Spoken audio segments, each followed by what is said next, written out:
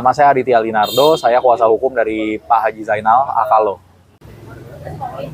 Pak Haji Zainal Akalo ini merupakan sesepuh di Kampung Beting Remaja yang kita duga mengalami kriminalisasi melalui kasus penganiayaan yang dilaporkan oleh saudari R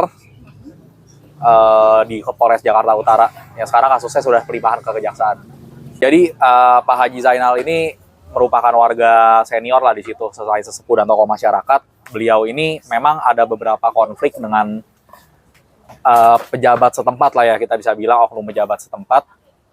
Dugaannya ini jadi Pak Haji Zainal ini kriminalisasi melalui celahnya ini. Jadi Pak Haji Zainal ini waktu lagi COVID lagi tinggi-tingginya, Kampung Beting Remaja itu masuk zona merah.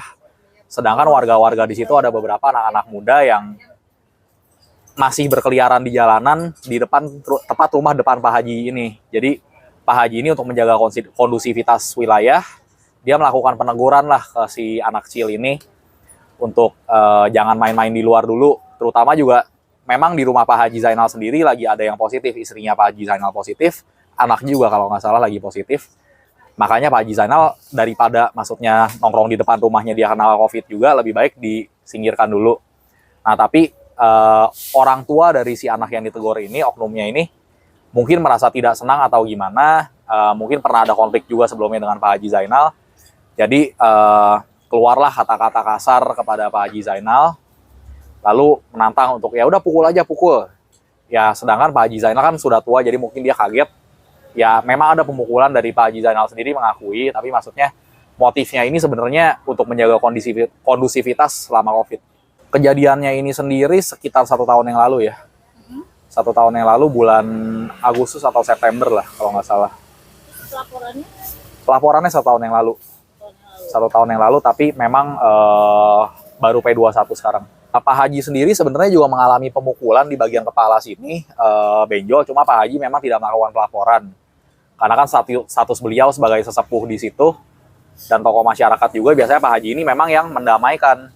Jadi kalau ada masalah-masalah antara warga sekitar, Pak Haji ini yang mendamaikan. Jadi Pak Haji juga merasa sebagai orang tua, ya kayaknya masalah begini saya nggak perlu laporkan deh. Ya itu kesalahan dari pihak Pak Haji juga, karena ternyata dari lawannya justru melaporkan dan sampai sekarang sudah P21.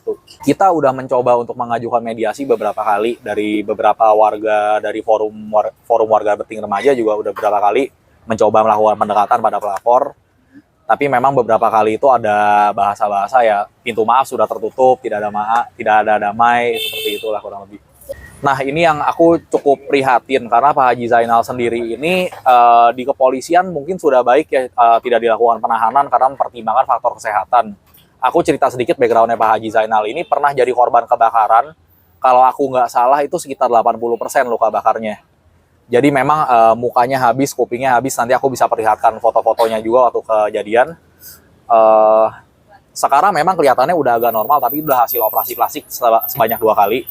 Tapi kan namanya orang bekas kebakar, itu nggak mungkin kelenjar keringatnya normal kayak manusia pada umumnya lah. Kelenjar keringatnya kan udah terbakar, jadi beliau ini rentan sekali terhadap perubahan suhu. Terlalu dingin dia nggak bisa, terlalu panas juga nggak bisa. Nah, harusnya kan itu jadi faktor yang jadi pertimbangan untuk kejaksaan melakukan penahanan atau tidak. Nah, kita udah ajukan tadi surat permohonan juga untuk tidak ditahan kepada Kepala Kejaksaan Negeri Jakarta Utara. Harapannya sih bisa dipertimbangkan lah ke depannya masalah penahanan ini. Kami sudah ajukan buktinya juga. Yang kami sayangkan sih kenapa masih tetap diambil keputusan untuk ditahan sekarang. Ya, nanti aku akan perlihatkan juga suratnya, aku udah ajukan ke Kepala Kejaksaan Negeri. Tadi aku titip melalui jaksanya, Pak Suban. Setelah itu juga aku nanti akan, waktu persidangan dimulai, aku juga akan melakukan pengajuan penangguhan sih, karena alasan kesehatan memang tidak memungkinkan untuk dilakukan penahanan seharusnya. Ya, kita berharap persidangan ini bisa dilakukan secepat-cepatnya. Jadi, kita bisa lebih cepat juga mengajukan penangguhan penahanan pada majelis hakim yang bertugas untuk mengadili perkara ini.